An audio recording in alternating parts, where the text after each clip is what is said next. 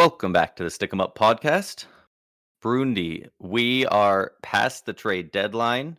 We are uh we are partway through March.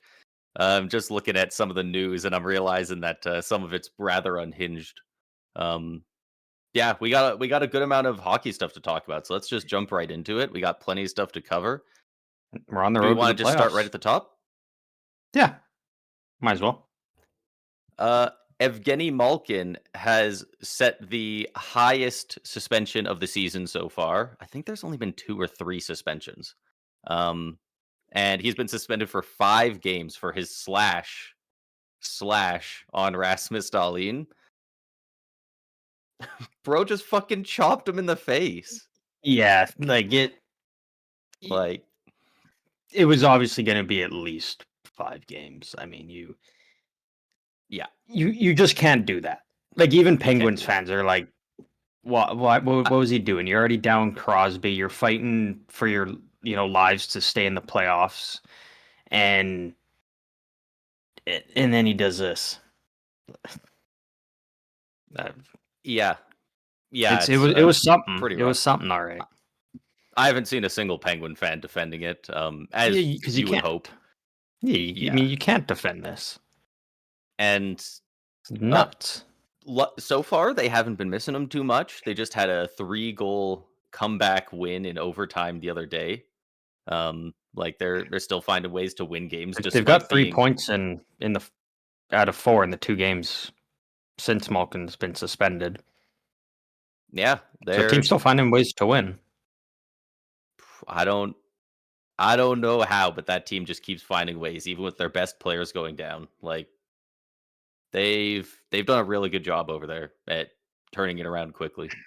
Yeah, they Don't know keep for how finding long, ways but to win, and yeah, again, like no, it's just none other than just awful decision by Malkin, and the 5 games is more than fair for something like this.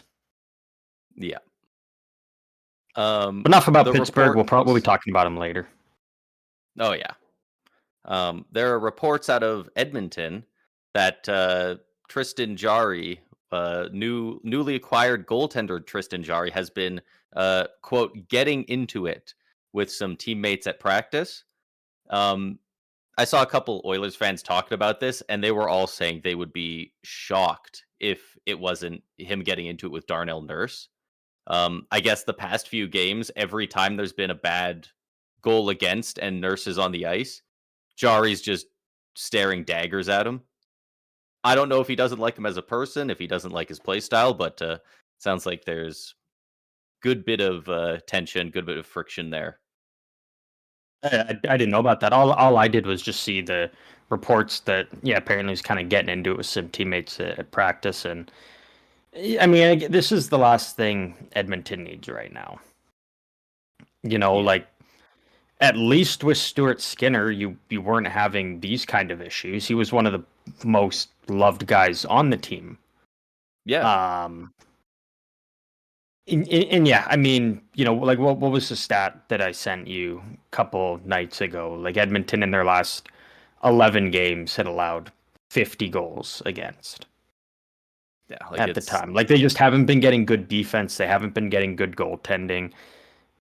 Leon Draisaitl dropping a quote that, we can't be putting up 5 goals every game and losing and stuff like that. And what does Draisaitl do? He goes out and puts up 5 points like almost the next night on his own for the team to win. And yeah, he put up 5 points, and I'm pretty sure they won that game 5-4 in overtime too. Like he single-handedly won him that game. Like it's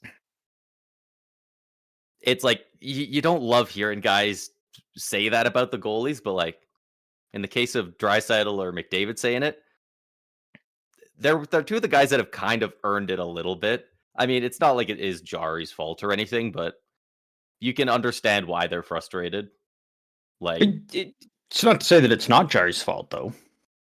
I think my biggest thing from this is, if you're Jarry and you don't, again, I don't know if it's a personal thing with Nurse or just his defensive play. At the end of the day, if you're a goalie and, sometimes you get put in spots that you can't make a save, right? Sometimes the defense makes an Yeah. awful turnover or whatever. It's an odd man rush, and they score. Sometimes there's nothing you can do, but there's lots of goals where it's like, yeah, that it should be a save, and until you can be a goalie that you can look at it and say, the only goals that are getting scored on me are ones I can't do anything about. Maybe I get beat the occasional time, but you got to be putting up some good results, I think, if you're going to have or start causing issues amongst, with teammates during a practice.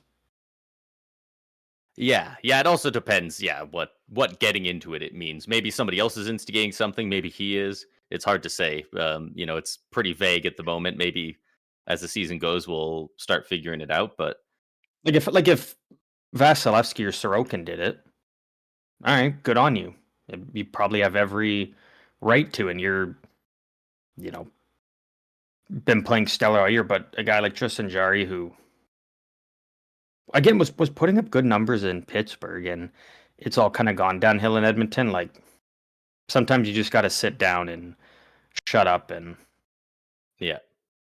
work on your shit before you start trying to cause other issues. Because that's the last thing Edmonton needs right now is this kind of stuff going on when they're not even guaranteed a playoff spot.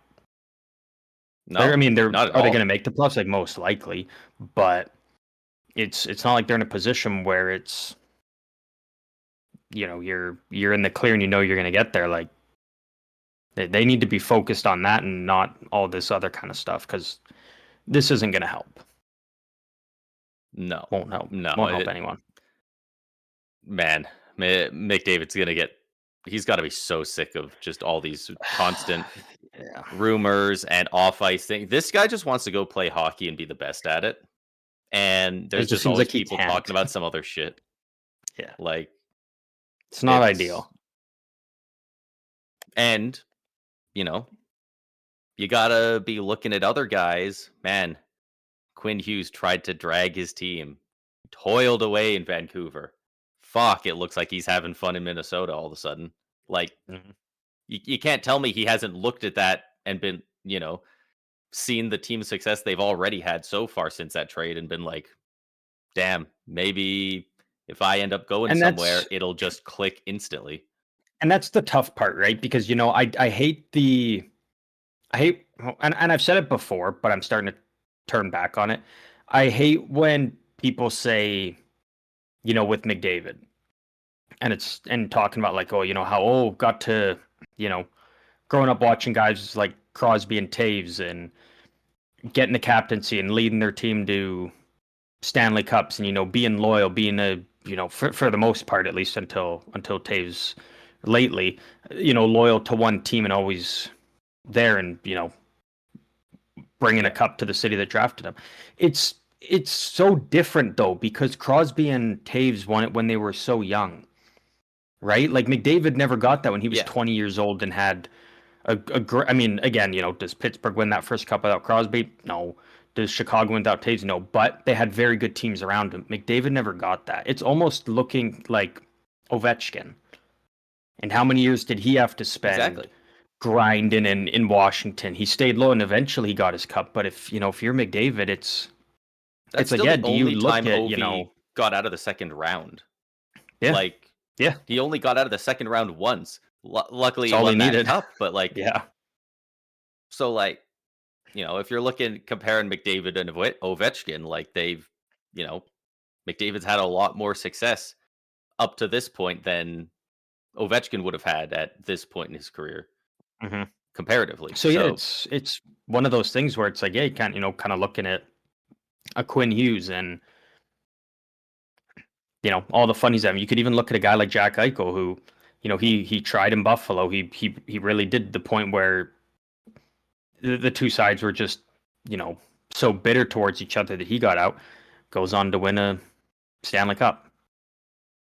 And he's loving life now. So, I think that's a thing. I think it's a battle for McDavid between, you want to be that loyal franchise icon that, brings the Stanley Cup back to Edmonton, brings it back home to even just Canada as a whole.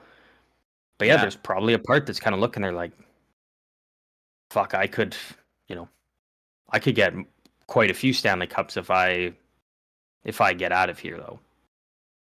It's I think it's definitely a battle that, and obviously he's always going to say, that Edmonton's his home. That's where he wants to win, but he's having those thoughts. He's not going to of what could be if I leave. Like, he's obviously had those thoughts, and of course. But yeah, Edmonton's got to get this shit going. This has been at least a month now of constant off ice stuff we're hearing, and teammates taking jabs at each other, and yeah, that's not a recipe for winning a cup.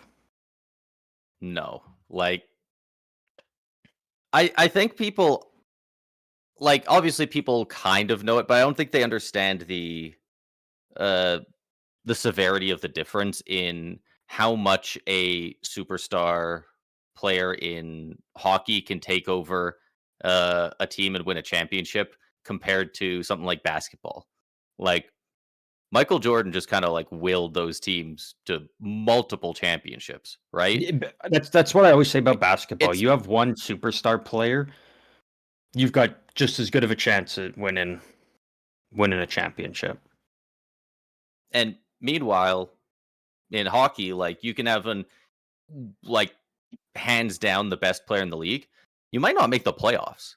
Like, it's such a more team reliant game, and especially with they just keep adding these teams year over year. Like, there's 32 teams. Like, even only if half make it, and only half make it, but like, even if a separate team won the cup every single year, like, if every 32 years every team won the cup once within those 32 years, that's a 20-year career is extraordinarily long for an NHL career.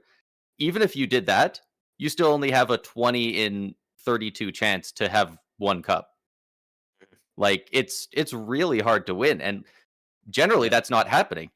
Florida won 2, Tampa won 2, Pittsburgh won 2, Kings won 2, Chicago won 3. Like, in just recent memory, like, there hasn't been a ton of different teams winning. So, like, oh yeah, I think some people, they look at some of those other cases and they're like, see this, Crosby got one pretty early, but like, it's for every one of him that did, there's a Jerome McGinley who only got to the finals once and never got one. Like, it's very difficult, and frankly, it comes down to the GM almost more than any individual player. So, whenever people are bringing up, because, people love the narrative, whether it's just shit disturbing or not, people talking about, McDavid's a regular season player, he's not a winner. He doesn't win the big games. And it's like, I don't know, man. He's doing his freaking best. I can't, like, when they were down 3-0 in that series against the Panthers, I don't know if any other player in the world could have even brought it back to tie that series, let alone win it. Yeah. Like, so no, I think you're absolutely right on that. And again, by the title of this episode, we're obviously going to be, talking a bit about the plots and whatnot, so we can come back to Edmonton when we go through them. We can move on to our next bit of news here.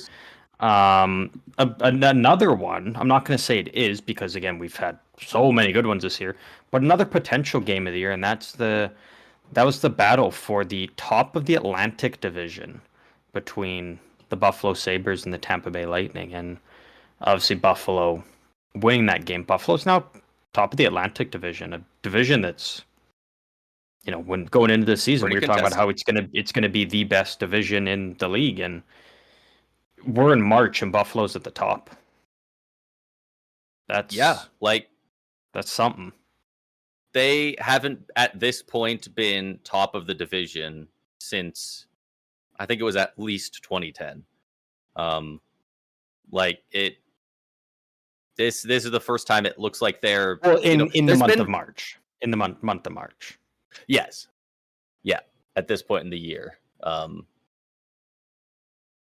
We've seen them sniff around the playoff conversation the past few years, but they always find a way to just not be in it at times. Sometimes they get close near the end of the season and then it just falls apart. I would be shocked if they missed it at this point. Yeah, I'm right there. Like it's. I'm happy for Buffalo. It's not as I really was always kind of hoping it'd come down to because we've seen it a couple times over the last few years, especially with how close the league has kind of gotten in terms of teams. I always wanted it to be like a game 82, a win and you're in for Buffalo, and Buffalo would win that game at home, and awesome. And then it's like you're in your second wild card. You're going up against the top dog, but you're in. But yeah, they're just going to steamroll their way to the point where, when there's 7, they're going to 8 games left, it's going to be like, yeah, they've made it, and that's really impressive considering the drought they've been on. How many people have written them off over the last few years to the point where it's going to be like they're going to be one of, if not the first team in the Eastern Conference to punch their ticket to the playoffs. That's incredible. And then it's obviously, I said first round, but you know what? I think you're right. Second round, we got to get this matchup in the playoffs. Yeah, just this is on the most exciting assumption that matchup Florida doesn't make a huge comeback. Like, who else in the Atlantic? Like, that's got to be the top. It's got to be the most right? exciting match. I mean, we just fought for the top of the division. Like, the Red Wings would be fun. There's some fun teams in there, but I think Tampa and Detroit would be fun. I'm not as interested in Buffalo and Detroit as much. Yeah, that's fair. Because that one's kind of like, again, 2 good teams, but 2 teams with like not a lot of playoff experience, and I'd like to see these 2 teams that it's been a while since they've been in the playoffs get in, and I guess it just feels very different as opposed to like in the Pacific. I would love to see a San Jose Anaheim matchup, because that's 2 teams that haven't been in the playoffs for a long time, but they're 2 really just young teams relied on by their young stars with a couple of veterans. Like, these are teams that have been building up for years, and it's a lot of the same guys that have been there for a while. So I wouldn't be as excited for a Buffalo Detroit, but Tampa and Buffalo, I'm all for. Tampa Detroit. It also feels like that's a bit of a more of a mismatch. Like, Detroit against either of those 2 teams. I mean, like, I'm not saying they're bad, like that much worse, but I'm picking Detroit to lose either of those series. Like, Tampa versus anyone, Buffalo versus anyone in the first round, I'm picking them to win. Like, Buffalo Tampa is when it gets interesting in the second round. So absolutely. And again, an 8-7 game with a bunch of fights, physical play, comebacks on over 100 penalty minutes, and comebacks from both teams. Like, Tampa was down 3, they came back to take the lead, and then I think it was Buffalo had to come back, and like, just an amazing game, and a matchup that I think we all would love to see in the playoffs. Yeah, and if you don't, you're just say you don't like hockey then. But I mean, it's fine. It's weird, but I literally said that to a guy earlier today on the Tampa subreddit, because he was like, he was talking about how bad the team defense was on both sides, and he's like, it just wasn't a fun game to watch. It was so bad. It was bad defense. I was like, just say you don't like watching hockey then. Like, fucking yeah. It's one of those things that like this. You're not the head coach, man. You don't have to worry about team defense. Have some fun watching it. Yeah.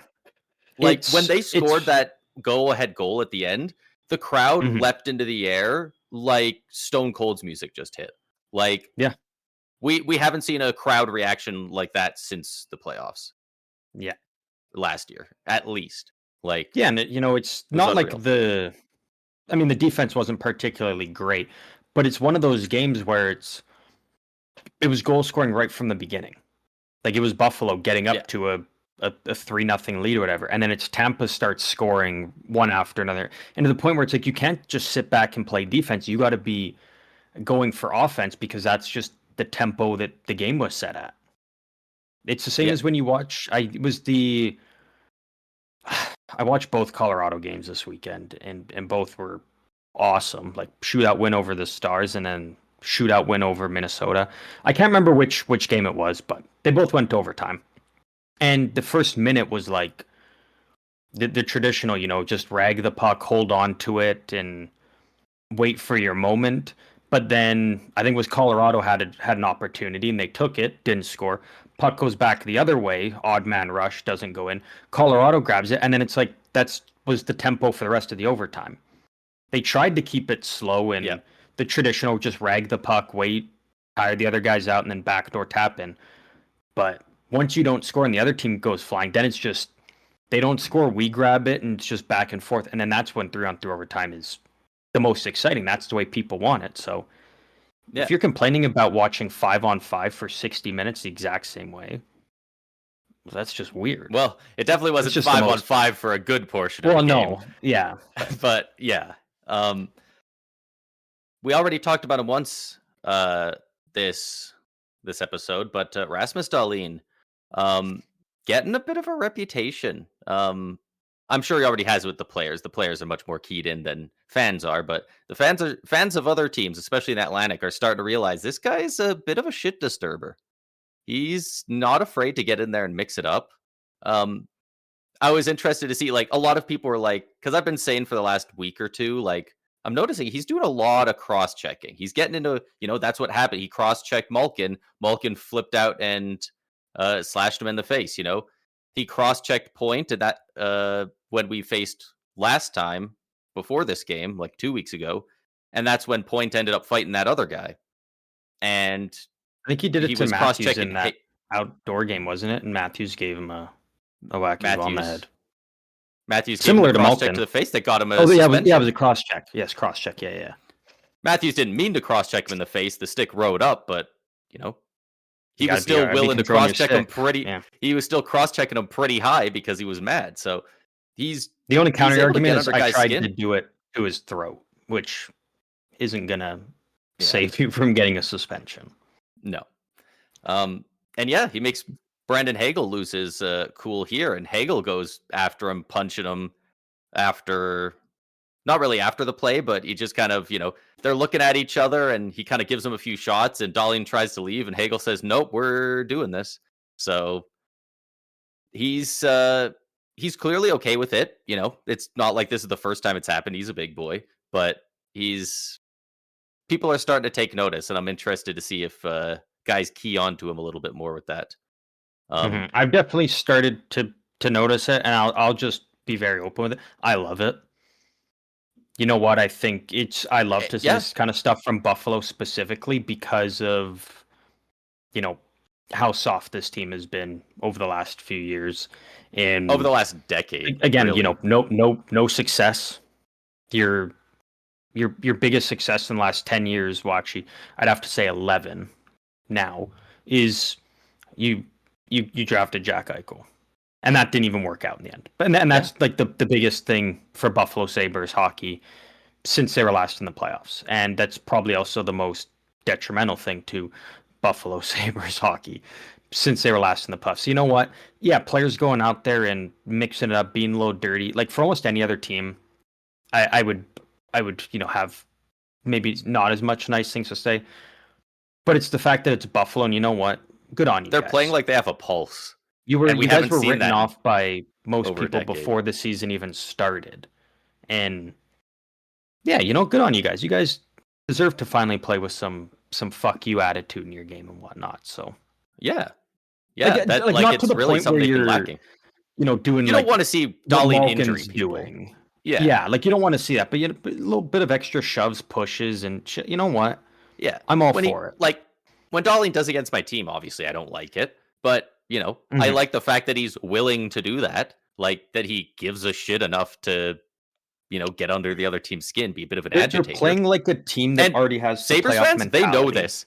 Other people were starting to take notice, and every Sabres fan I've seen online is like, "Oh yeah, no, he like fucking gives it to people in front of the net. Like he bullies some guys out there. So like they know that he can do this, and he's doing that in the regular season. Like that's what I'm saying. This what he's going to do in the playoffs. Like this team already has like the playoff mindset on. Like they're playing like it's the playoffs already. Yeah. And it's like you guys are in game 60 of the regular season. You still got like 20 games, 22 games to go in Makes you wonder if they're the peaking a little regular early. season.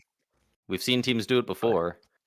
Potential, but I mean, It if they carry this and momentum to the end of the regular season, it's gonna be. And if they get home ice advantage, like opening the playoffs at home in Buffalo, that man. first game is gonna hit like crack, dude. That's gonna be amazing. It's gonna be so Hopefully not good. against Tampa though. If we're Hopefully not going to not. get Florida and Tampa in the second round, then it's got to be Buffalo and Tampa in Yeah. the second round. Yeah. But yeah, it was a really It's good game. I've seen a giddy lot of thinking people about it. very confused why Jonas Johansson, why Jojo was in net for that one. The Lightning looked horrendous for the 4 games leading up to it. They needed a win, so they said, "Fuck you, Toronto." They put in Vasi for that game, and they got the win. So Yeah. it really came down to that. You know, I saw a lot of Sabres fans like it's funny because they've been so quiet for a decade plus, but they're already at the point where they're like, "Oh, John Cooper's afraid that Vasilevsky's going to have his all his confidence shaken by the Sabres." And it's like, have you heard John Cooper ever talk? Like, come on. And I know I'd be Buffalo way more fans scared of that are. than they would be. Yeah, and Sabres fans, obviously, I'm a hoping or rage bing, but you know what? Good on them because It's kind of fun. I've anytime I've never seen them got to try hear them to, shit talk. yeah, anytime they've tried to in the last 15 years, it's just people being like, "You're a Buffalo fan, like sit down and shut up," and they're like, "Okay," because what are What they do they gonna do? say? Yeah, so Exactly. every time I see a Buffalo fan getting rowdy online and shit, I'm like, you know what? Good on you, because that's you finally get to.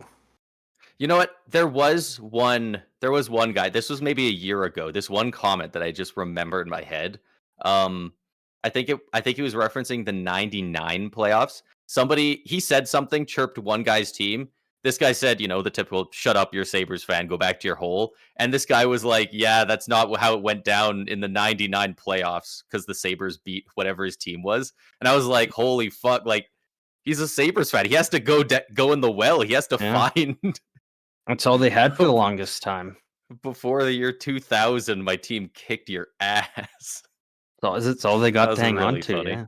So at least they're getting some new material they can work with, and yeah, Yeah, I'll always be happy to see them shit talking because it's probably their first time.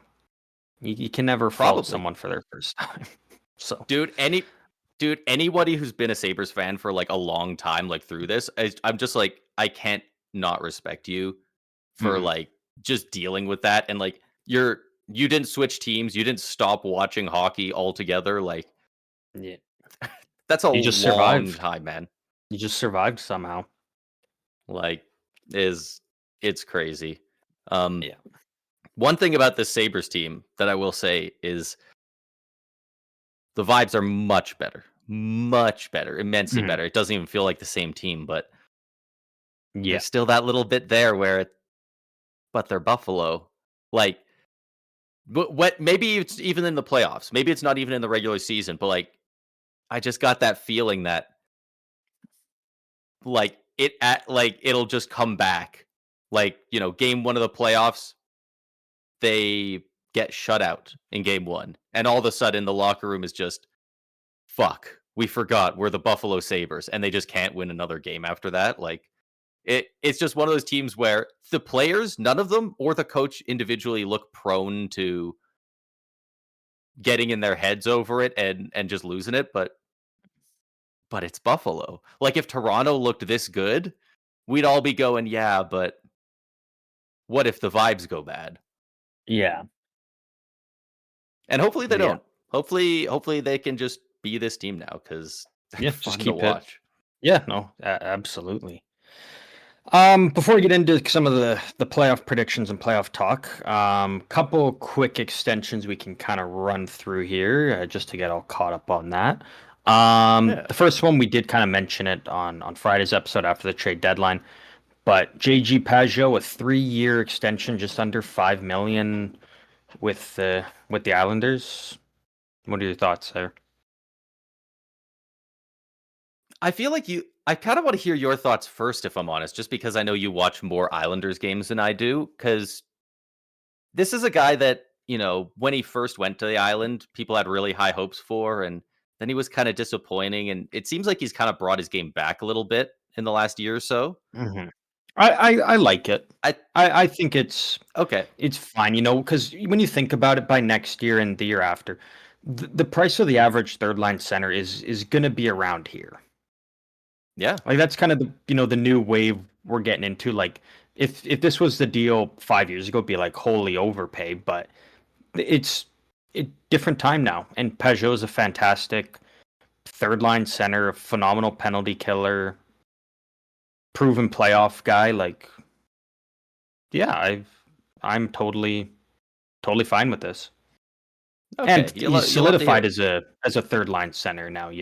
He's not going to drop down Yeah, to the fourth, and you're not going to put him on the second line over a guy like Braden Shen. Bo Horvat's their top center, so he's got a comfortable spot on that third line with good wingers around him now, and he's having a hell of a season. So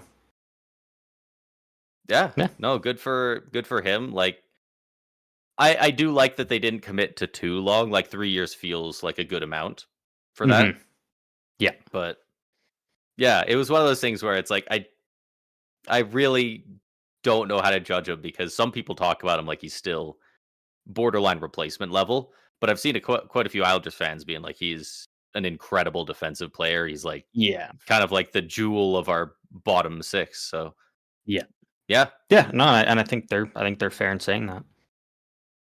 I would agree with that. nice.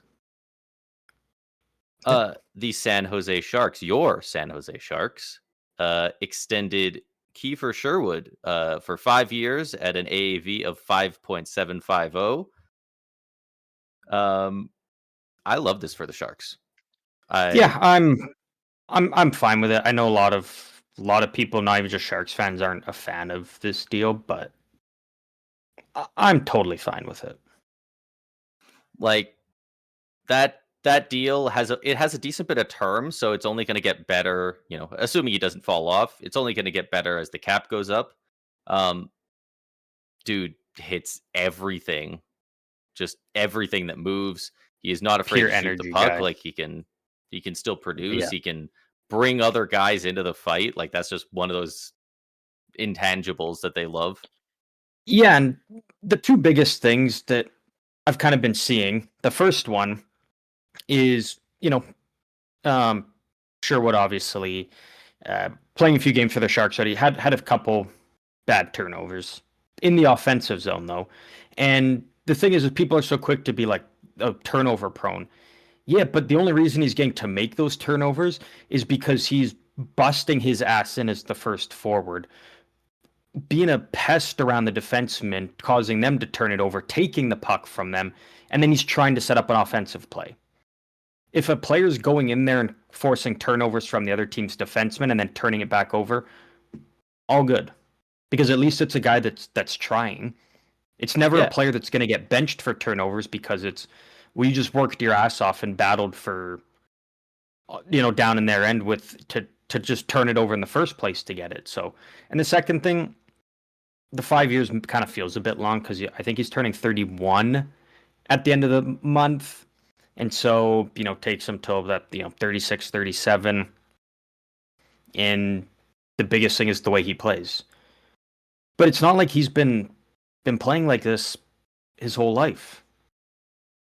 This is only his like that is what true. fourth full year in the NHL, and he's only started being this animal in the last 2.5. Like, yeah, he's 31, but it's not Yeah, like he's 31 and he's been hitting everything in sight and wearing down his body for the last 10 years in the NHL. some guys are coming up on 1,000 career games at that age, and it's like Yeah. those guys. It's you worry about it a bit more. He's hmm he doesn't have that issue near as much. Yeah. Um, One thing I just want to look at, just wanted to mention, um, just because you were talking about the giveaways thing. Um, all the league leaders in giveaways are the best players because the best players are the ones with the puck most often. They have it in the offensive zone often, and Trying to just create by the plays. sheer numbers, they're going to lose it more. Nathan Yeah. McKinnon has the most in the entire league. I'm pretty sure he's also the leading guy for the Hart Trophy right now. He has 131, Pasternak 103, Mackenzie Weegar and Connor McDavid at 100. Like Eichel, Draisaitl, Celebrini, Natchez, Kucherov, like they're all 95 plus. Like they, obviously giveaways aren't a good thing to have, but as long as they're not costing you, especially ones in the defensive zone or the neutral zone, it's just kind of breakage. It's just kind of how the game goes. Like no player has ever played significant minutes in an NHL season and ended the season with 0 giveaways. And if they did, they probably didn't do anything. Yeah, no, you're absolutely right. And yeah, if Sherwood's going to be a guy that hits everything in sight, going to put up 20 goals a season for the Sharks and, 20 goals, maybe 40 points, 300 plus hits, brings a lot of energy and pushback, like all for it. Yeah. And in 3-4 years, if his play starts to fall off and you got to attach a second rounder to move him, all good. That, teams do that and still win cups. Yeah. Or you know what? Maybe he's only got 2 years left. Even if he falls off and he's scoring 30 points a season, 15 goals. Well, if you retain half, it's less than $3 million. The cap's going to be 20 million higher at that point potentially. Like that's going to be so dirt cheap. If he's still putting up 100 hits in the season, it's like he's not that bad of a player. So, yeah. No, yeah, absolutely. The term is a bit high, but I feel like they had to do that to keep the AAV down and keep him around, and I think this will work out for him. Yeah, and I mean, congrats to Sherwood again, a guy that grinded through the ECHL, grinded through the AHL, all these years just to get a chance in the league, and he got that opportunity full time with Vancouver, made the most of it, and just cashing in for a big payday that'll change his life. So that's you don't see too many of those kind of stories nowadays in the league. It's you either kind of get in when you're young or you don't. So last extension here, the Seattle Kraken. We thought they were going to be selling. They didn't sell. They actually ended up being buyers. And they extended their captain, Jordan Eberle, 2 years, 5.5. If there was a player for them to re-sign, it was going to be Eberle. They're having a fantastic year. They're captain. They're pushing for the playoffs. So if they turn it around, obviously they're going to keep him for this playoff run now. If they feel like they can turn it around, you can keep them and just have them be a good presence and still a good producing player. Who would be that surprised if the wheels fell off and the Kraken were a bottom 6 team in the league next year? Like, it wouldn't be that shocking, right? In that case, this is an incredibly movable contract. Like, there are so many teams that would take this on. Short term, it's fairly low AAV that could easily be retained on. Yeah. There's no reason for the team not to do this. Yeah, it's just a good deal for both sides. And again, I don't think Seattle should have necessarily been buyers and whatnot, but you know what? They're pushing for the playoffs, and you know what? Good on it, because I didn't even think they were going to be in the race here. So, speaking of, if they can keep Bobby McMahon long term, that'll be very nice for him. Speaking of the playoff race here, we can, now that we know where everything stands after the trade deadline, all the moves have been made. Teams cannot add to their rosters at all. It's just with who they got now.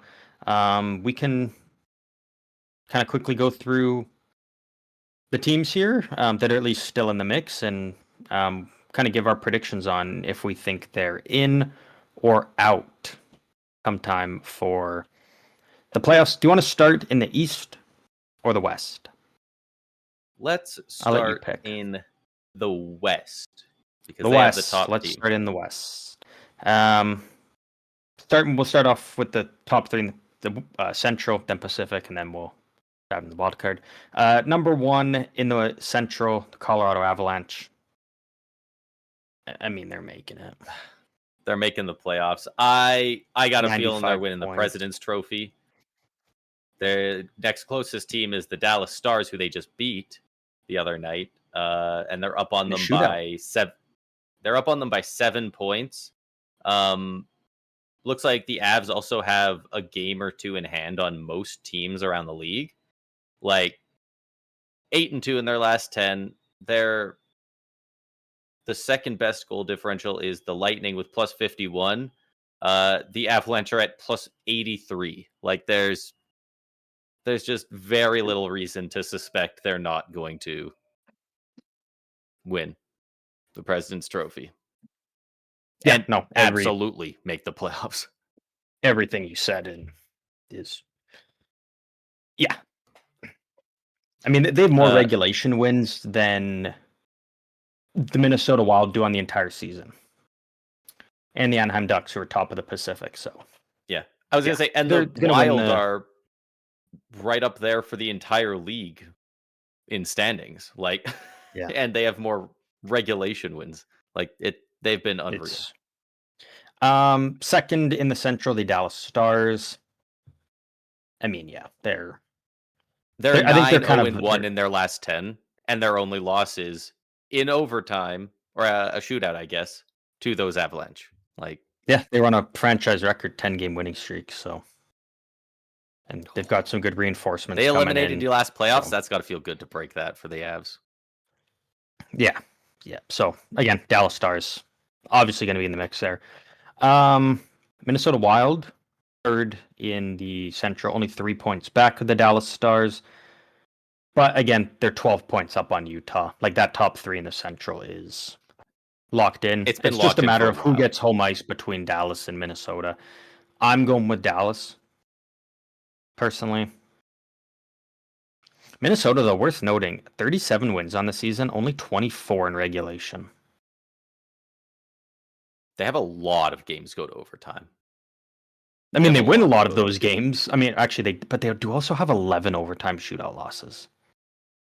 They just have a lot of games go to extra time. It feels like every time I tune into them, it's doing that. 11, 24 of their 64 games. So 24 out of 4. So over half their games almost are.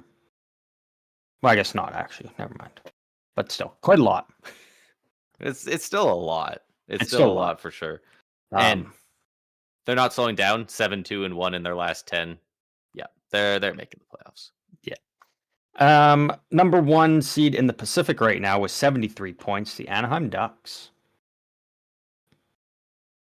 It's very interesting because, top team in their division, 7-3-0 in their last 10, a minus 10 goal differential for first in the division. Like, yeah, dude, the Pacific is it's a ass, far cry though. From the Central.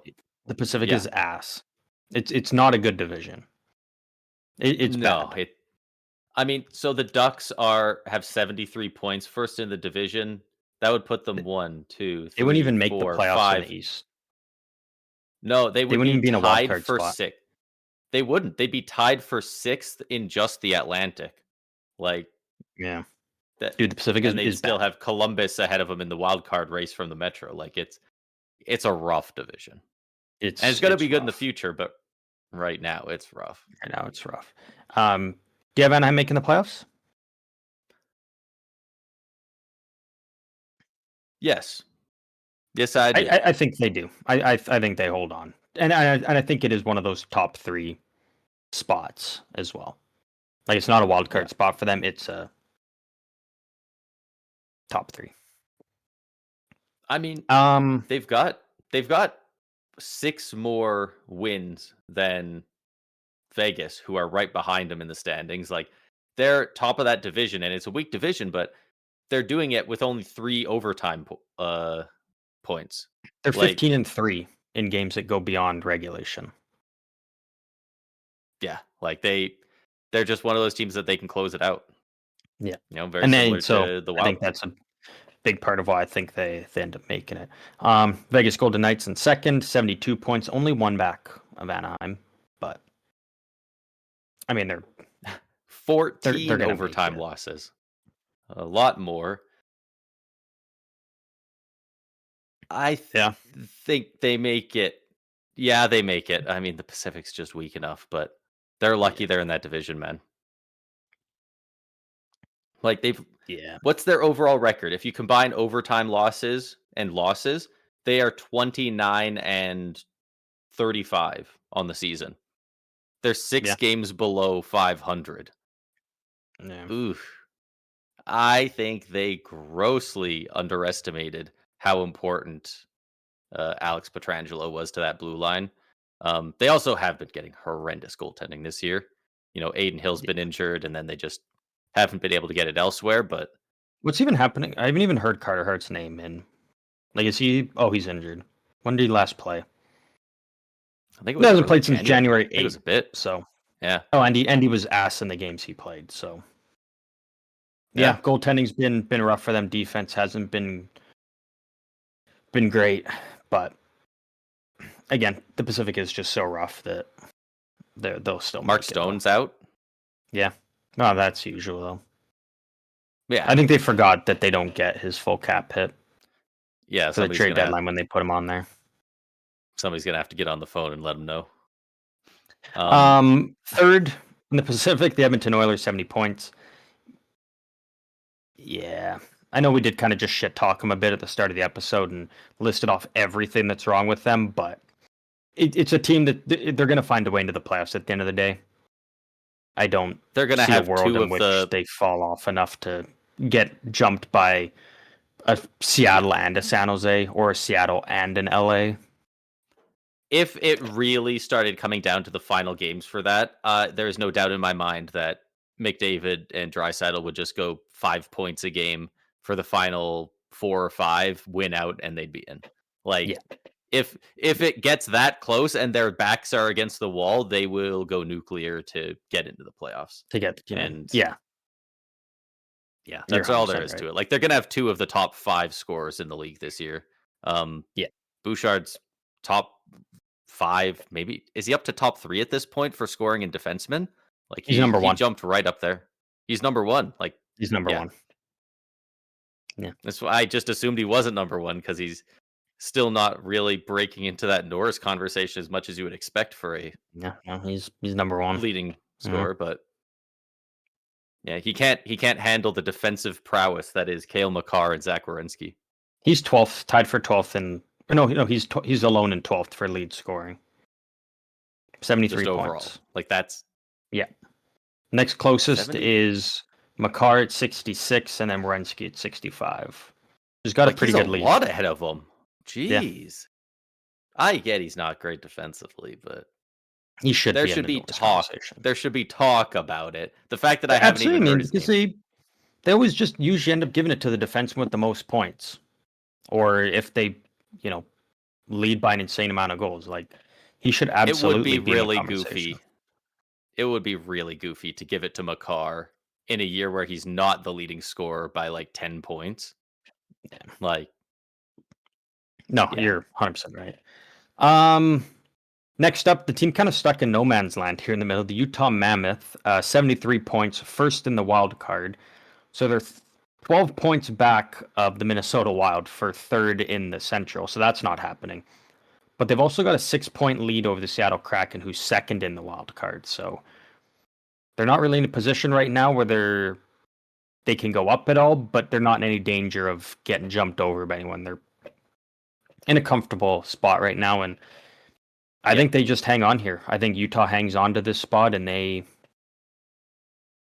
get that first wild card spot, and that'll mean they'll take on whoever finishes top in the Pacific. I completely agree. I think they're better than all the teams below them. Frankly, the San Jose Sharks are the only ones I can really see getting ahead of them, and they're a team that would just have to get hot at the right moment. The Jets are slowly creeping up there. They're not going to make it, I don't think, at this point, but we'll see. At least they're not going to catch Utah. Yeah. They could make that second wild card, but they're not catching Utah. Utah, plus 27 goal differential on the season as well. So, like, they're playing good hockey. Yeah, they've got the only goalie with 30 wins on the season so far. Yeah, dude, Karel Vasilevsky will probably get there tomorrow, but here's hoping. I don't know, man. Every time we play against Columbus, though, ooh. See, you say that, but like if you just go Dude, Tampa Columbus versus is Columbus scary, and look at the last 5 box scores, at least 3 of them, I think Columbus has like 7 goals. They just fucking light us up. and they're one of the hottest teams in the league right now. So you have Utah making it. I have Utah making it. Yes. Yeah. Second in I would the have had them wild making card it, and then seeding. they added Uyghur. Yeah, yeah, true. Second in the wild card, Seattle Kraken, 67 points. So 1 point ahead of San Jose and LA, 3 on Nashville, and 5 on Winnipeg. I don't think Seattle makes it. I think it's been a fun season. It's been an incredible ride, but I have a hard time seeing them stay on top of all these teams coming down the stretch. I think Yeah, Seattle's I got to probably agree. Seattle very well could put up a good record and still miss. Because I think Yeah, to definitely. outpace and outmatch all those other teams, yeah, I don't see it. So sorry, Seattle. Frankly, I'm just surprised they're in the playoffs right now. Like it's March Mm, 9th when we're recording this, and they're in a wild card 2 spot. I would not have guessed that. Like, yeah, I think one of us had Seattle like winning the draft lottery or being a bottom 3 team or something that was as me. our Yeah, I had prediction. them. I had them bottom 3 team in the league, or Yeah, bottom like 5. I know I had them at least bottom of the Pacific. So and like I thought that was a great pick because I was it makes confident in it. sense. So they've had a really really good turnaround this year, but I just don't see it continuing enough to stay ahead of all of these other teams because like you said, Yeah. Mammoth aren't unless they have a pretty steep fall off to end the season, they should be Hmm. good. That means they're fighting against the rest of the entire conference that we haven't talked about yet. Yeah, and I just don't see them jumping over in Edmonton and Vegas or in Anaheim as well, because they are still kind of close in with those teams. But um, so for that second wild card spot, I think we were in a pretty safe position to assume St. Louis, Chicago, Calgary, and Vancouver are done. Yeah. Frankly, So we've got to be getting pretty close to the Canucks being mathematically eliminated. I mean, they played 64 they should just games. say that They've they are already. like 18 games left. That's 36 maximum points. They're 30 21 would back. put them at yeah. So they lose like 5 more games and they'll be mathematically eliminated. Yeah. They're not going on that run. Yeah. So Yeah, I for think the we can second write wild off card those 4. spot, if you're looking between San Jose, LA, Nashville, Winnipeg, um, I don't hate the like I haven't been writing them off all year and I still don't want to. Like the Jets, it's insane to me that they've been this bad this year. Like they just I get Hellebuyck was mhm. injured for times, but like their top guys are playing like top guys. I get they don't have as much depth, but their depth isn't terrible. I don't know why. So they're finally starting to look like they're putting it together. They've got a 3-game win See, streak going but on. that's the thing, right there. That's why I am rating Winnipeg off. Um, well, not necessarily writing them off, but I don't think they're gonna make the playoffs because you did say Right. they're on a 3-game winning streak. Their last 4 games, lost 2-1 in overtime to San Jose. You beat Chicago 3-2 in overtime. You did beat Tampa 4-1. That's a good win. And then you beat Vancouver 3-2 in overtime. So two Okay. of those Okay. 3 wins are 2 teams we wrote off already that are bottom of the Western Conference. Yeah. And Tampa played really freaking bad in that game. Yeah. That was a tough watch. I'll Um, just throw it out there for mine. I mean, would I love San Jose to make the playoffs? Absolutely. Would I love to see them get wiped in 4 by the Avs and just dog walked? Absolutely, because I'd be watching Sharks playoff hockey. playoff hockey. But I'm going with the LA Kings. I think the LA Kings are starting Okay. to find a bit more of a rhythm. Panarin's looking exactly as we expect him to. Awesome. Scott Lawton, the Back new to number coaching 10. stuff. I think this is a team that's starting to get a little bit healthier as well and starting to, yeah, just really get it going. And I think if I'm sitting there between LA, San Jose, Seattle. LA's got the experience. And they've got a little more to play for than the rest of them, too. Mm-hmm. We know this is Kopitar's last season in the NHL. Year. Do you want him to go out by missing the playoffs by a couple of points? Like, they're going to be playing for him. So, you know what? I do really like that pick. I think I'm still giving it to the Jets. I don't know. That team, I look at their roster, I'm like, they just have better players than all these teams around them. Oh, maybe I'm really starting to like the look of the Kings making the playoffs. I was going to say, I would not be shocked if it was the Kings. Out of the remaining games, they still have to play the Rangers. They play Calgary twice. They play the Blues and Predators. They play the Blues once, the Preds twice. And they play the Canucks 3 times. That's huge to have 3 games lined up against. Wow, against that's a lot of teams that want to lose against you as well. Like, and that's later. Like that's So yeah, I gotta. You're going Winnipeg though. I don't hate the Winnipeg. I think I got to. I just got that feeling that that they're a better team than they've been. But I think it probably will be one of the Jets or the Kings. Wouldn't be super shocked if it was the Sharks though. The Seattle Kraken, the ones who are in that spot. I'm just gonna quickly say for Nashville because we didn't really talk about them. Yeah, it's just not happening. I mean, they're in the mix there. They've gone on hot and cold stretches, but they could, but it just doesn't feel likely. Yeah, and they did kind of sell off some guys as well. That is true. The deadline, they're not really injecting. You know, it's not like you've got this stud prospect like a Zane Prek who Calgary could kind of throw. Like they don't really have anything of that level to come in and replace those forwards that they kind of moved on from. So I think they'll be in the mix and probably right up till game 80. But who do you think? I mean, without looking at the standings, I assume you probably have them up. But which of these teams do you think is the hottest right now of the ones fighting for that wild card too that we've been talking about? In their, I'm specifically looking at their last 10 record. Because obviously Seattle, maybe? We're getting down to it. These teams are trying to heat up. Seattle is kind of tied for first. I'll say second. The Jets are 5-2-3. So they've won 5, they lost 5, but 3 of them were in overtime, so they at least got points.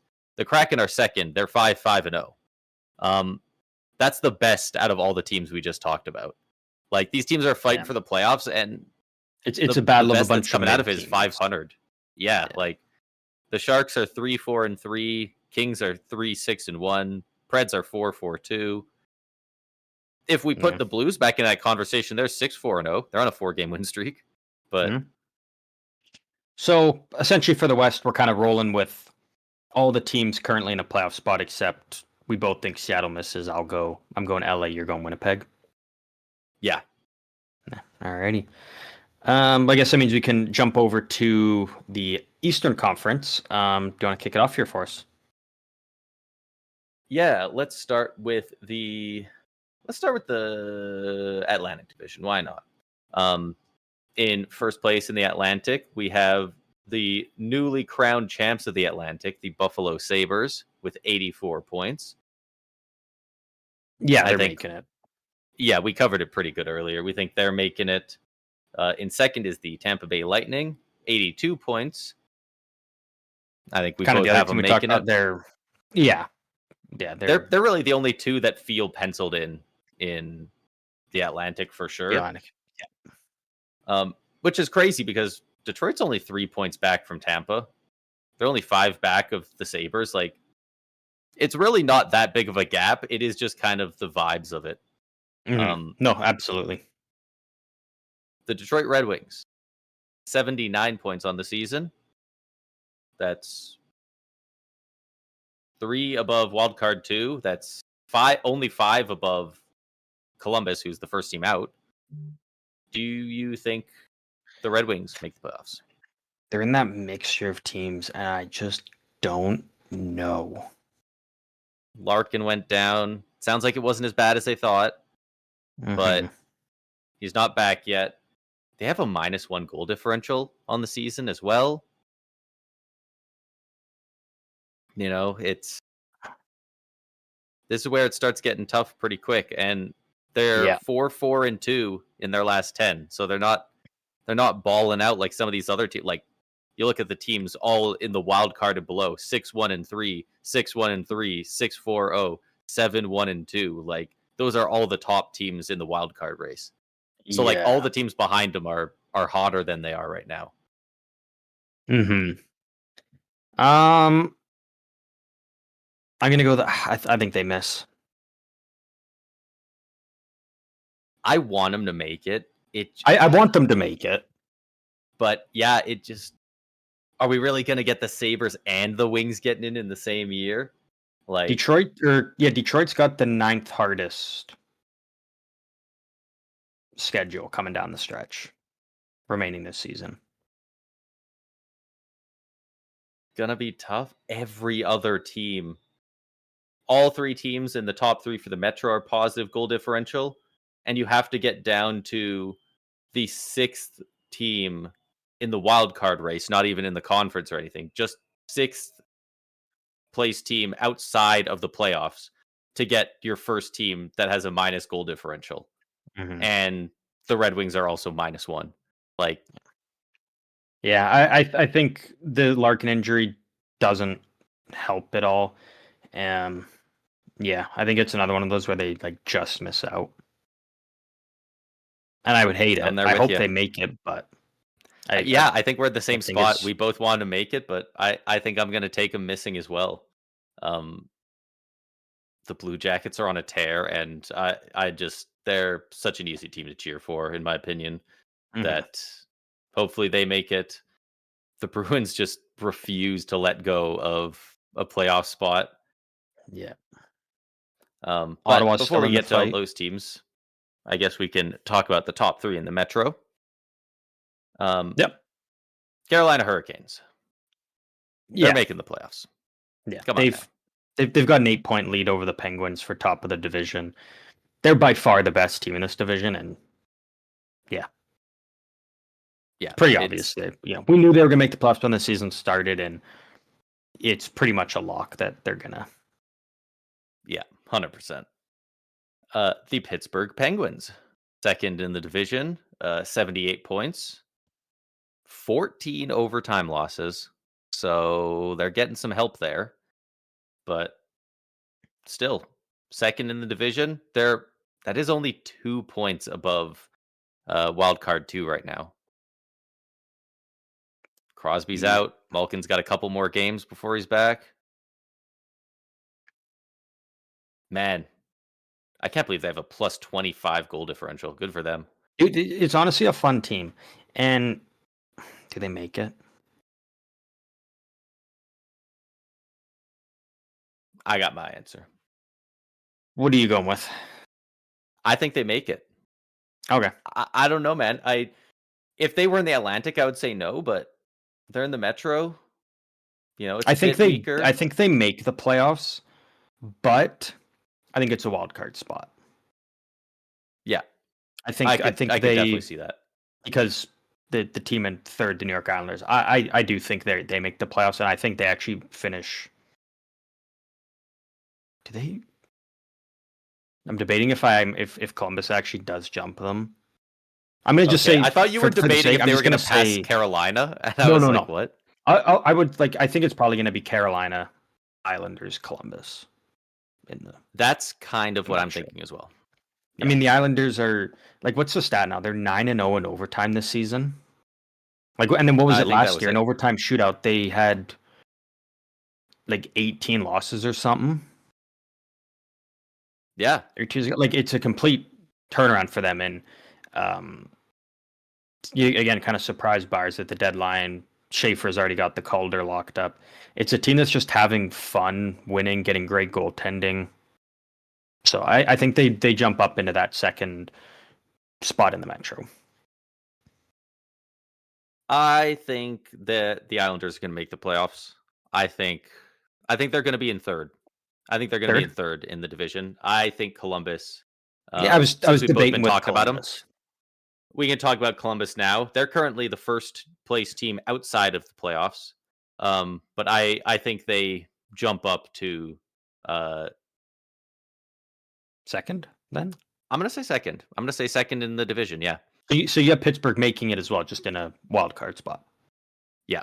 Okay, so you're I so think you're same that as me. for the Penguins, I think it's going to be like they're going to clinch it at like game 81 or 82. Like it's going to be right down to it. It's gonna be right close. Okay, so where we're currently at, we've got Buffalo and Tampa. We've already kind of penciled them in as locks.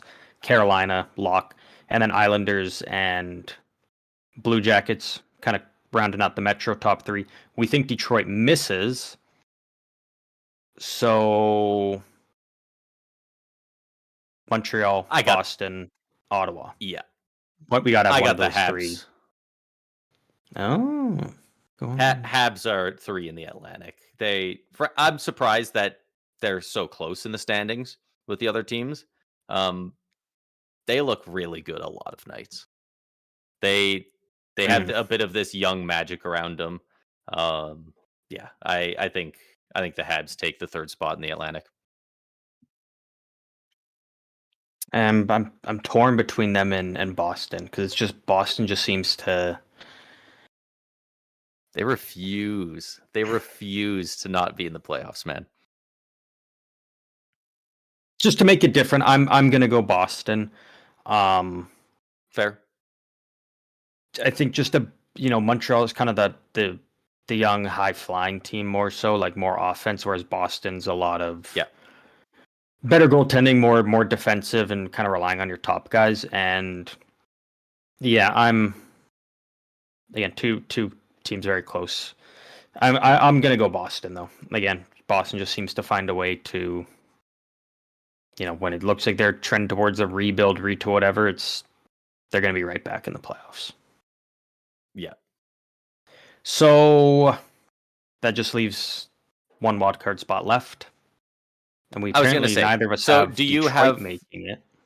Do you have Montreal making it as a wild card team then?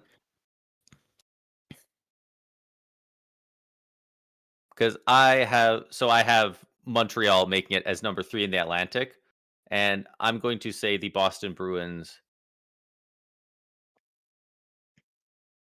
Are your standings up to date? Is Ottawa's recent win on there? Because they had a late game tonight with Vancouver. Maybe not. I was going to say, some things looked a little off, so I've also got on my phone here. What is your save? How many points does it save for you for Ottawa? 73 for both of them. So it does for me, yeah. Okay. But I don't know if it's updated. I guess I could do a quick check here.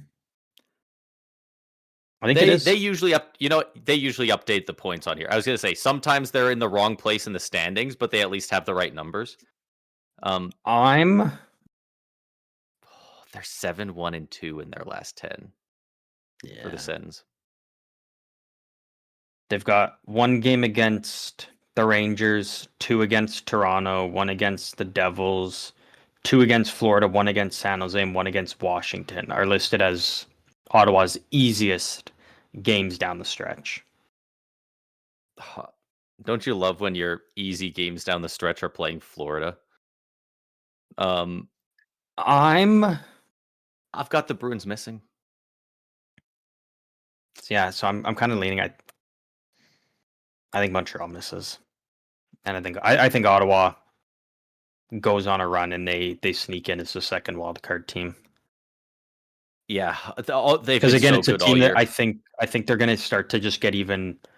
Again, it doesn't even have to be Vezina level goaltending, just above league average goaltending. The Sens team is up there with Tampa and Buffalo, probably number 1 in the even division. Just league average goaltending. Yeah. Like they just need not horrendous goaltending, and now they're getting it. Slowly and the wins are piling up. And so I think Boston, because again, it's Boston. And I think Ottawa jumps in. So I think Detroit and Montreal miss out. It means Washington. I mean, we already kind of know Philly, New Jersey, Toronto, Rangers, Florida. I think Florida's done. People keep saying I'm not counting them out, but I kept saying it until the team themselves said it. Like They're 11 points once they back. got to the deadline, Marchand's they out injured. It's starting to sound like they're just going to put some guys on LTIR. Because the thing is people say like, oh, Toronto can go on a run, Florida can. Yeah, but Florida would rather just pack it in, let the team get healthy, and keep their top 10 pick this year. Florida goes and they finish, with the 12th overall. That goes to Chicago. Toronto needs to get down into the top 5 to keep their first round pick. So I think Florida and Toronto are just going to start to do they want that? Lose more and more. Toronto? Like, yeah. Because are they looking like they're going to be a better team next year? Like, they don't look like a team that's going to improve through youth or anything a ton, unless Easton Cowan is the next coming of Austin Matthews. You have some money in free agency, though. Sure, but I don't know. Unless they're really confident that they're going to get better next year, like the last thing you want, because right at now least it gives them an it's opportunity. a Boston. Yes, but it's a top 5 pick. It's a top 5 pick protected to Boston this year. They might be worse next year, and it might be fully unprotected. I don't think they'll be worse next year. You think they're a playoff team next year? I don't know if they're necessarily a playoff team. They could be with some right moves. And again, I think they're going to have a new coach next year. They went like almost all year, felt like without Chris Tanev, who is kind of the anchor of that defense now. And he's like kind of a down year. How is that your anchor? One, but oof. You have Chris Tanev there. I think they are much higher in the standings. I think it's going to be a lot of turnover in Toronto. I think they're going to keep kind of what their core is, maybe minus Morgan Riley, and I think they're going to make some improvements in free agency. And I think it's going to be one of those things where they say, hey, let's pack it in, try and get down to the top 5, draft a young stud, and then we go out and we spend right to the cap and we build right back up. Yeah.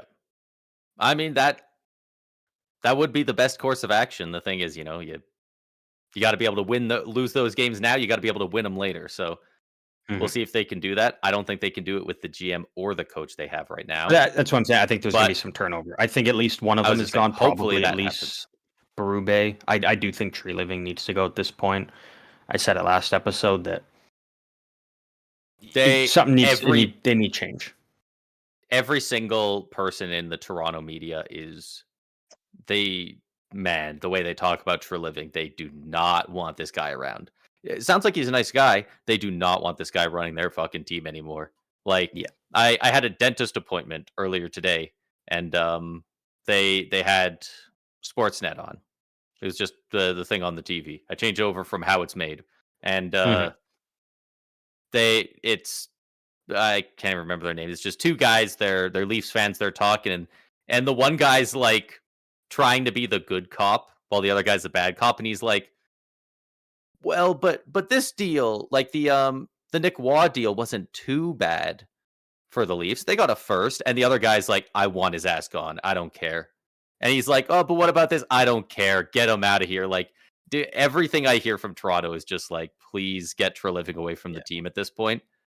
Because you had to sell Nick Waugh for a first because he put the team in a situation where your youngest defenseman is 30 years old or whatever. Yeah. Where you're relying on, if Austin Matthews is having a bad night, you're relying on John Tavares to lead the team and carry the team at his age. Like, you kept dumping out all your picks and prospects, but then never went out and found a way to get any youth in your team. Yeah. Like, at least Tampa got a Connor Geekie. Florida got a Samaskevich. Edmonton got a Isaac Howard and Matt Savoy. Like, Toronto didn't really do that. Dallas, it's been a couple of years, obviously, but they brought in they got drafted Wyatt Johnston. Like, where's your that? Like, I guess they have Nyes, but he's not. Nyes feels like a fucking veteran in this league at this point now. It's crazy. It's ridiculous. So you have Montreal, Columbus, Ottawa. I have Boston, Columbus, Ottawa. Or no, you have Boston missing. Yes, I have You Boston have missing Boston for missing. Okay. because So we I both have the Columbus and Ottawa making it. We both have Detroit missing, and then you have Montreal. I have Boston. and I have the Penguins making it in a wild card spot. Yeah. I got them there Columbus too. is up in there. Okay, Yeah, I think Carolina's one, and then make combination. I think Islanders, Columbus. That's round one matchup, and that'd be a fun matchup. That's a fun matchup. That's good. That'd be a very fun matchup.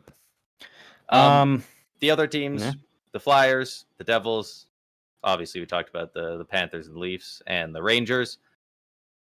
They're just too far back at this point. The drop off is pretty steep, Just reading out the goal differential on, the wild card race teams: Habs +13, Bruins +12, Columbus +1, Senators +16, Capitals +12. Then all of a sudden you get to its entirely separate tier: Flyers -17, Devils -26, Panthers -19, Leafs -20, 24, and the Rangers -25.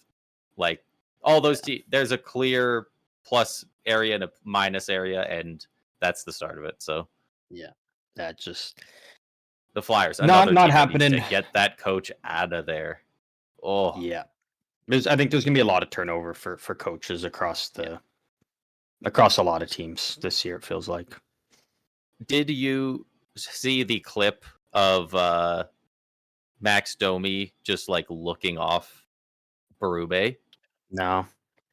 It was from one of their recent games, and he's on the bench, and he's clearly talking to Domi specifically, and he's like yelling at him, and Domi at the bench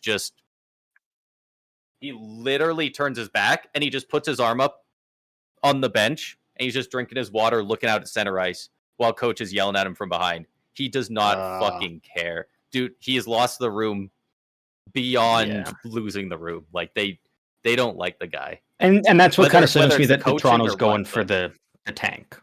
If Toronto was really like, let's try and go on a run, they would have made a coaching change a month and a half ago.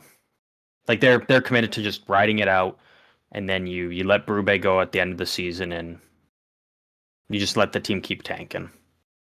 Are they going to get that much better if they fire him and Derek Lalonde be the interim head coach for the last 18 games? But again, the whole thing is if Tree Living's looking at like we're tanking, why mess with it if the team's tanking itself?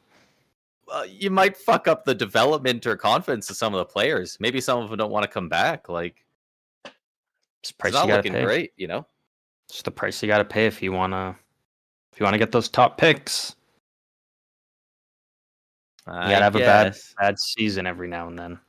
But that's where we're at with the standings and the playoff picture and our predictions, and we'll obviously kind of maybe do a little view every now and then, because again, we're down to the final 20 games of the regular season. It's gone by quick, but we're at the end of the episode here, which means we always love to wrap things up with a fun game. Everyone loves a fun game around here, especially me. I always love having a fun game. Braden, do you know what we got today here for you? I have no idea. You have no idea. Is it too real, too fake? No, we have Player Blender. Ooh.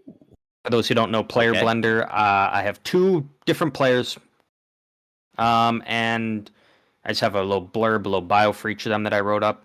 And you have to figure out who the two players are, and you'll know that you figured them out because their names blend together as one. Pretty simple, I'm a fan pretty of this fun. one. The last one you did was really good. Yeah.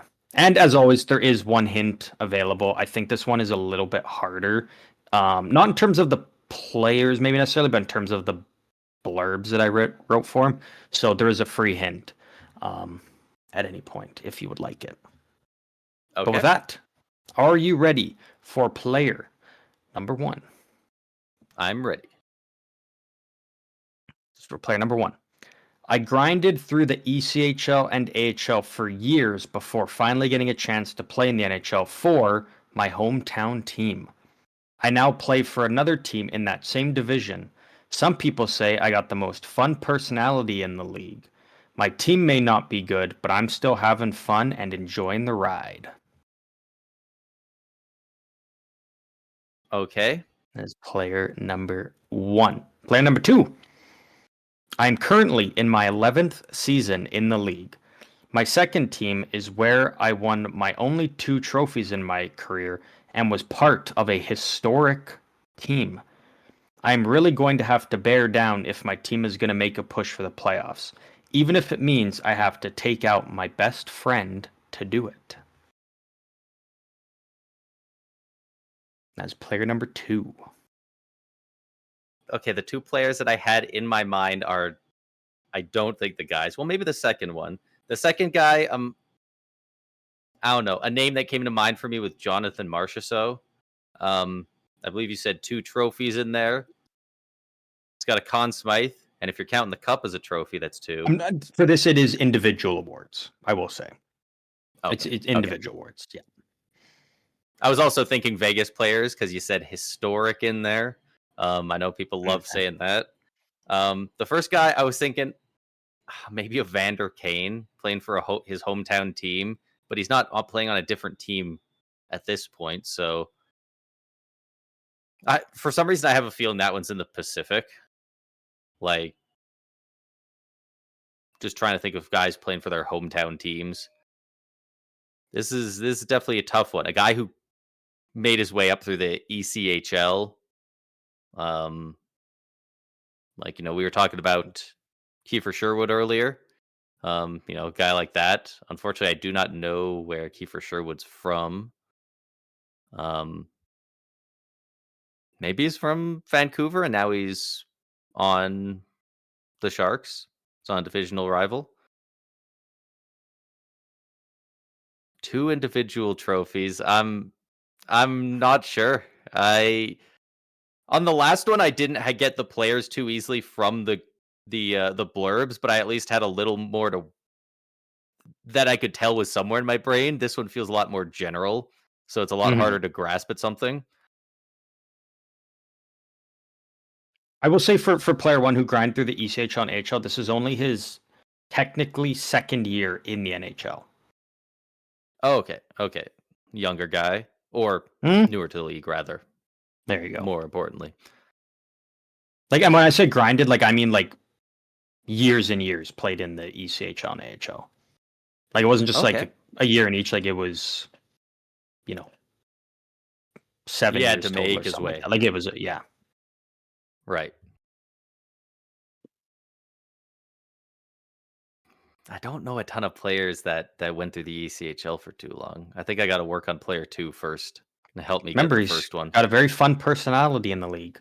His team may not be good, but he's still having fun and enjoying the ride. That is true. That is true. So essentially, who's having fun on a shit team? I was gonna say, Ryan Reeves. You calling the Sharks shit? Well, I don't know. You're the one who said he was the fun guy. Who brings the vibe? Did you say something about the Pacific Division? I can't stop thinking about the Pacific Division. I can't. You did say it is a player in the Pacific Division, though. You do have that correct. Okay. You do have that correct. I will say that.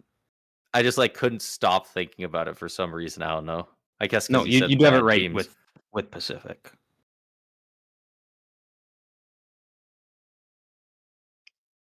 It's tough. I think I got to get the other player first. What was the blurb for the second player again? Currently in his 11th season in the league. He's on his third team, but it was on his second team where he won his only 2 trophies in his career, and that's when he was also part of a very historic team.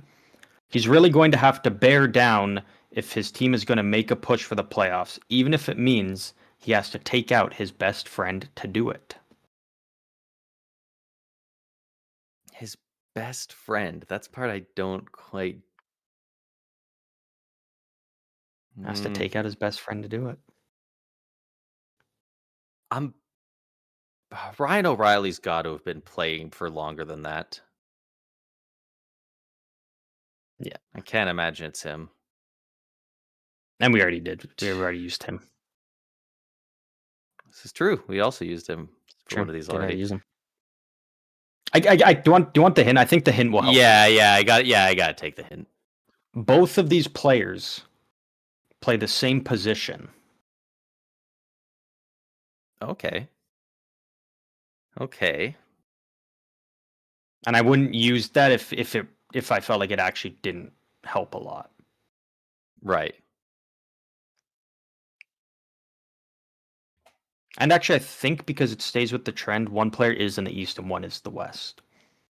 I think we've had that all the way through each time we've done this. All right.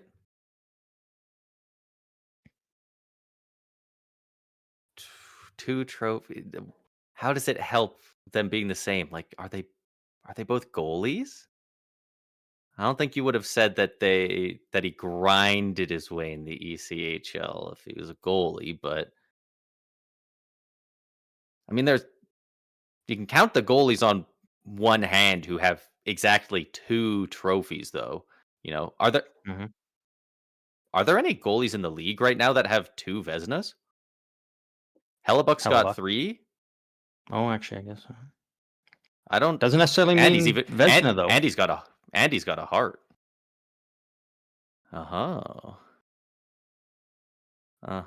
You are so right. Maybe one Andrei Vasilevsky who has a Vezina and a Conn Smythe, something like that. If it is a goalie. Vasilevsky's also not on his third team. That is true. Unless you're counting junior teams, in which case it's probably a lot more than 3 anyway. Oh, I don't think I got it.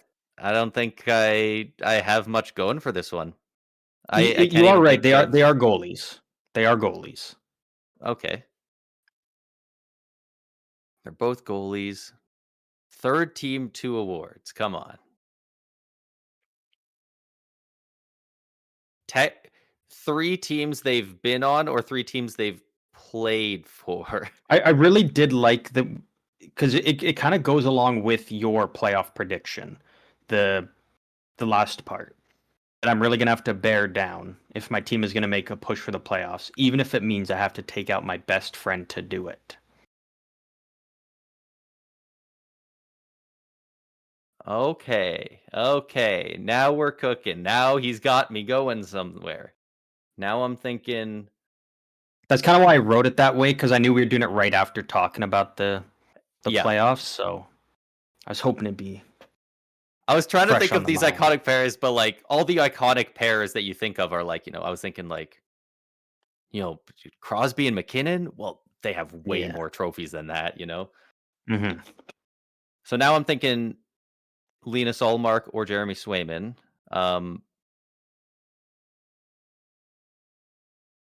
They're best friends. We were just talking about the Bruins and the Senators. Now he's Linus cooking. Ullmark.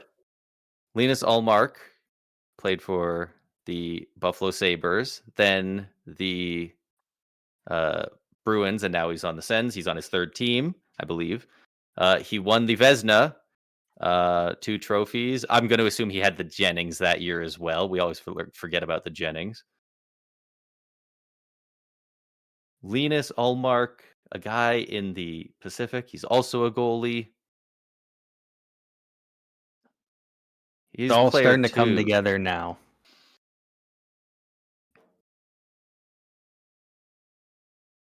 So what goalie? I will still remember Linus Ullmark is player 2.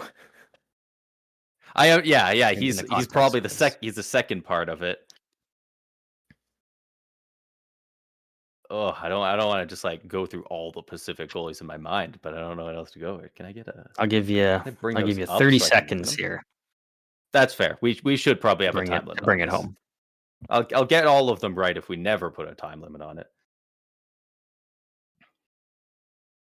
Do you want me to quickly read it for you one final time? Yeah. All right. And then I'll need an answer 15 seconds after I finish. I grinded Fair. through the ECHL and AHL for years before finally getting a chance to play in the NHL for my hometown team. I now play for another team in that same division. Some people say I got the most fun personality in the league. My team may not be good, but I'm still having fun and enjoying the ride.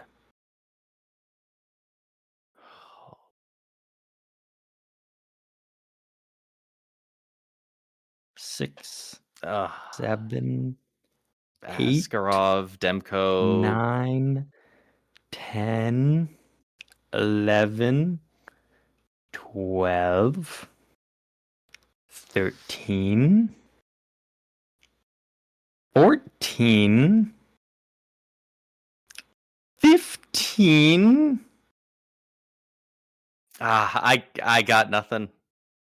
I can think of like 4 goalies in the Pacific, and 2 of I don't them are think I've Devin Cooley.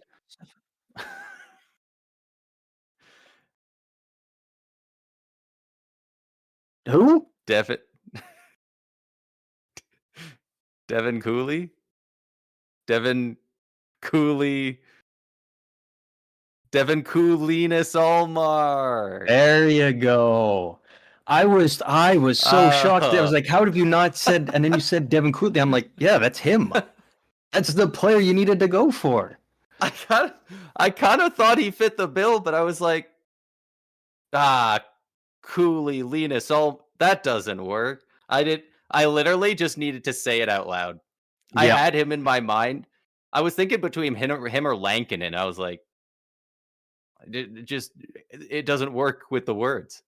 yeah. Okay, It's well, it is one that's of good. those ones that you kind of got to be saying it and to be like, oh yeah, Yep, no, that's good that to know for next time. it totally works. Yeah, it does help just kind of like saying it out loud and being like, okay, eventually it actually just it flows. Yeah, and you know what? Having it so that you say it that way and it flows makes it so much better than Scott Stevens Stamkos, right? Like Mhm. that makes it a lot easier to get. There's a lot less matchups you can do. Doing it this Yeah. way, you can do a lot more names. Yeah, I will say, like, That was obviously good. the blurbs I wrote were a little bit harder than usual, um, Sure. but I you did also don't get want to there. get him You did get right there. every time. That is Yeah. true. That was yeah. As soon as you said two of them I are Devin can't Cooley, believe I'm like, yeah, I that's literally said the Cooley guy. out loud. I was just shocked. I thought Ugh. you actually just forgot about him. I was like, he's at least over this season. Yeah, he's got one of the most fun personalities it seems. And Flames Yeah. get pumped for 8 goals, and he's just talking to the media, just laughing and smiling. Like I'm loving I was life. trying to work it out in I'm my having a head for blast. Askarov as well. Mm, Except I know he's Russian, and I'm like, I assume he wasn't like yeah. born in Nashville or whatever. Um, Hmm. but he's on his second team. He's got the fun personality. He loves bench pressing the Yeah. goal post and stuff. Like Loves to just have fun and Sully hard, absolutely. Um, Devin but Cooleenus Allmark. that was Player Blender.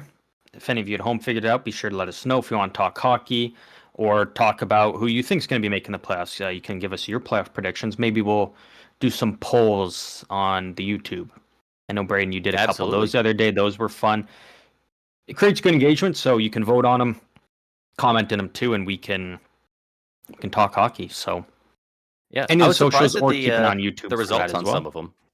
Yeah. Like, I thought there would be a couple more win-win votes on specifically the John Carlson trade, but no, it was like a huge amount of people saying it was a win for the Ducks, and then there were people in the comments saying, "Well, no, it's not a win for the Ducks because unless they win the cup this year, Carlson's probably going to leave, and Mm. they paid a first Maybe plus for that's. for a rental." So Mhm. Maybe that's what we'll it do for creates some later good this discussion. week. Maybe you throw up some polls. I won't view them, and then I can get some reaction to whatever you throw up there, and then I can hear what the viewers think and all that We can do stuff. that. But that'll be for another day. That is it for this episode. But as always, Braden, final thoughts. Final thoughts. Uh, Me and you were both pretty clear in our predictions. We think the Blue Jackets and Senators, who are currently out of a playoff spot, are going to make it in. The Red Wings, who are third in the Atlantic, we both have missing. And if we got any Red Wings fans listening at this point, let us know why we're wrong, because we did also both say we want them to make it. The vibes just don't, it just doesn't feel like it's going to happen.